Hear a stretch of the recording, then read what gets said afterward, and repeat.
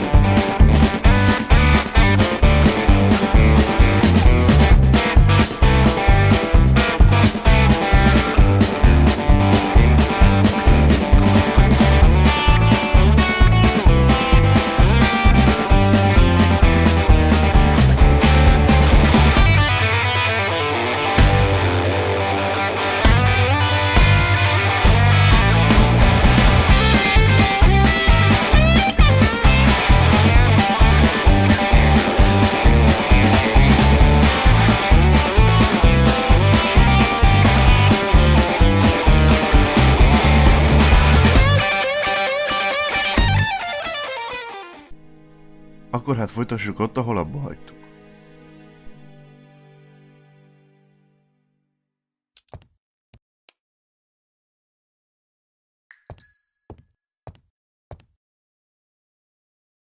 It looks like this woman is single, but she has feelings for someone.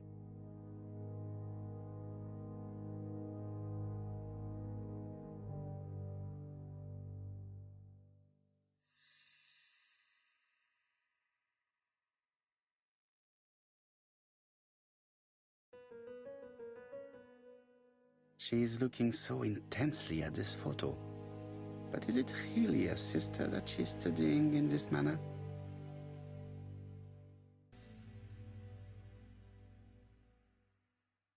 Donald appeared to be very much in love with your sister.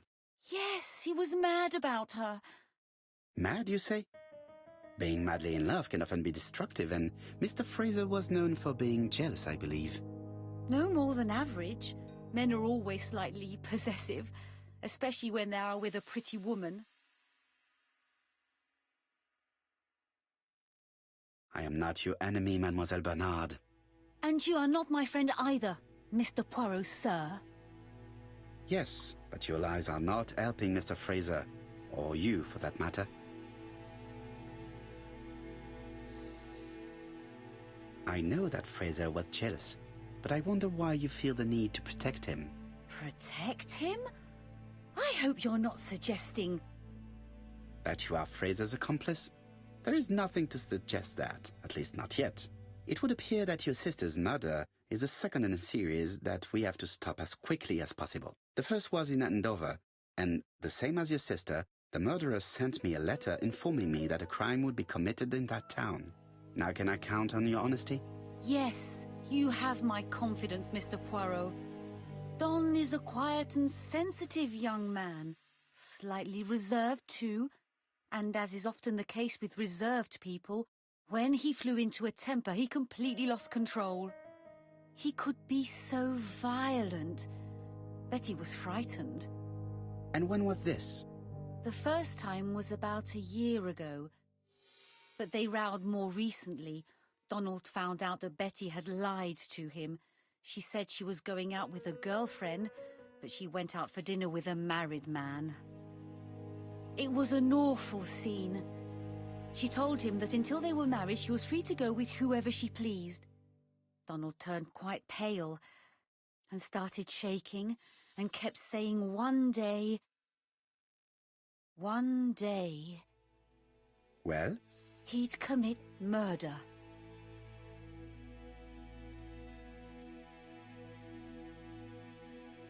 So you were afraid that he would become our main suspect? I know that Fraser was jealous, but I wonder why you feel the need to protect him. Exactly. Had you not told me about the case, I would never have dared to tell you about this little matter. Don loved Betty with all his heart. I can't imagine for one instant that he would hurt her. Very good, Mademoiselle Bernard. Thank you for your help.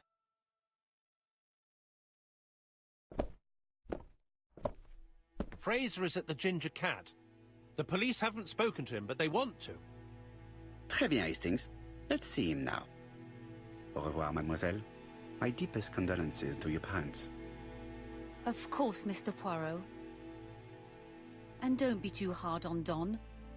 He's more fragile than he looks. If you say so. Let us now try and get our brain cells to work.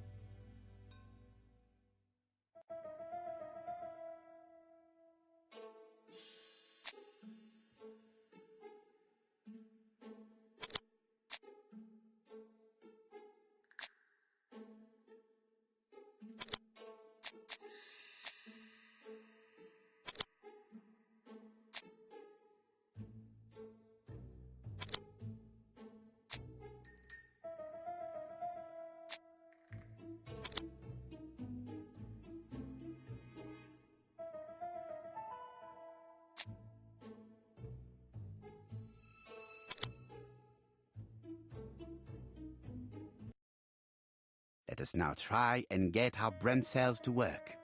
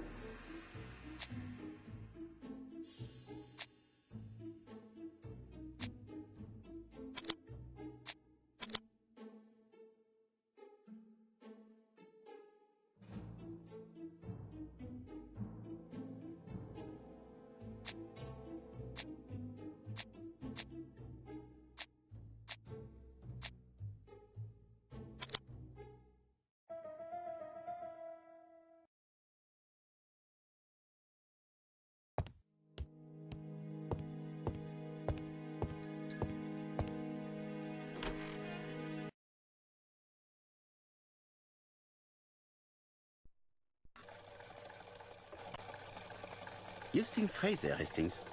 What is your feeling? He's a big chap. Fragile. Bien.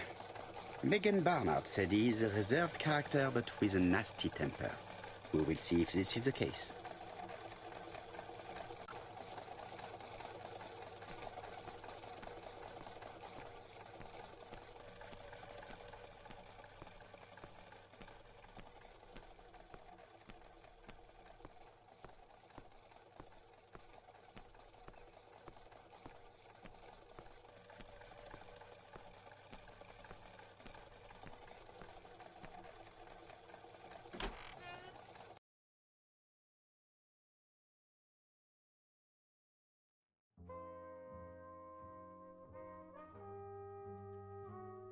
How do you do, Mr. Fraser?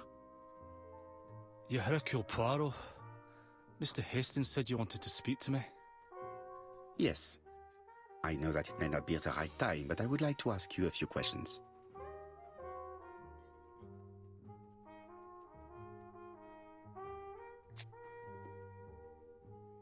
This man looks suspicious.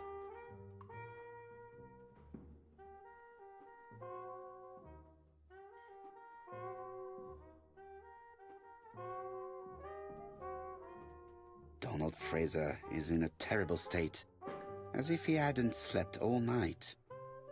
And he's drinking White Horse. Leave me alone.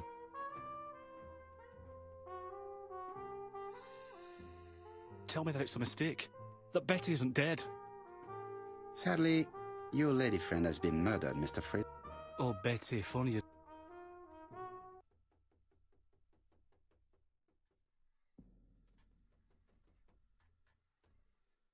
Did you visit Betty yesterday afternoon? No, I haven't seen Betty for 2 days. I was at the office yesterday afternoon. Can you prove that?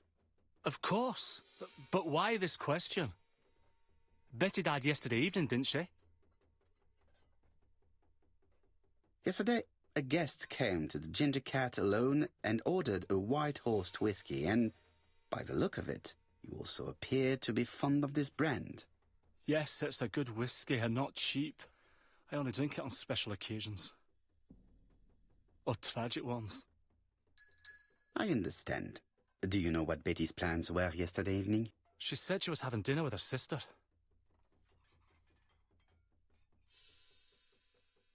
And you believed her? And why not, sir? She was my fiancée.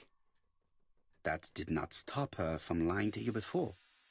Betty was not a bad girl, but she did like to take advantage of her success with men. How dare you sully her memory?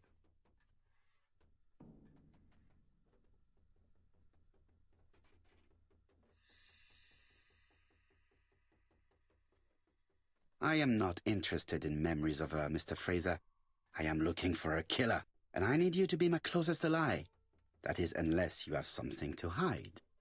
Of course I don't. Très bien. So, what were we saying? Where were you yesterday evening? I looked everywhere for her, but in vain. When she said she was going to have dinner with her sister on a weekday, I thought it was strange. I tried not to think about it, but I was like a lion in a cage. I was convinced she was lying. So I went round all the restaurants in the town. When I didn't find her, I went to the next town. But nothing. I must have got home about midnight or 1 o'clock. Did anybody see you? I don't think so. I didn't talk to anybody. I was so furious.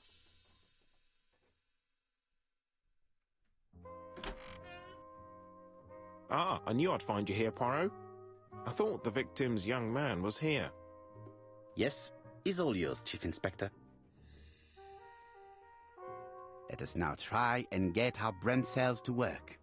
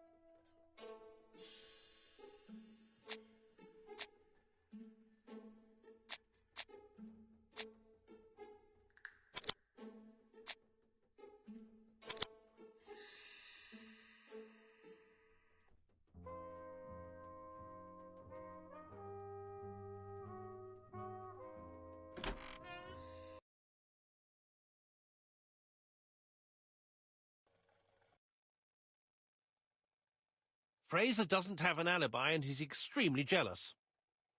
You are very skilled at summing up. And yet you haven't asked Japp to arrest him. It is too soon. But I agree, without the letters announcing the crimes, Fraser would already be behind bars. I can't imagine how the murder...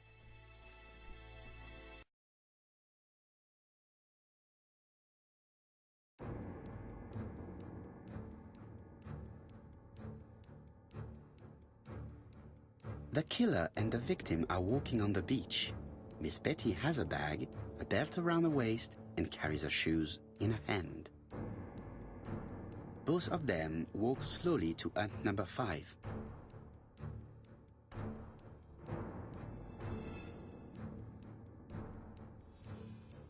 Both of them walk slowly to hut number 6.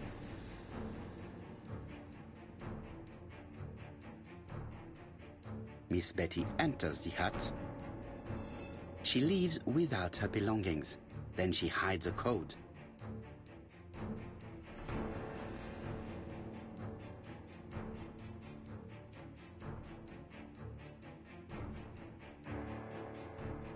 They keep walking.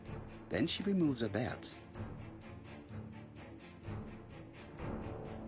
The murderer moves behind her and then attacks her by surprise. The body falls, lifeless, on the sand. Everything appears to match the crime scene, mon cher Hastings. That is exactly what happened.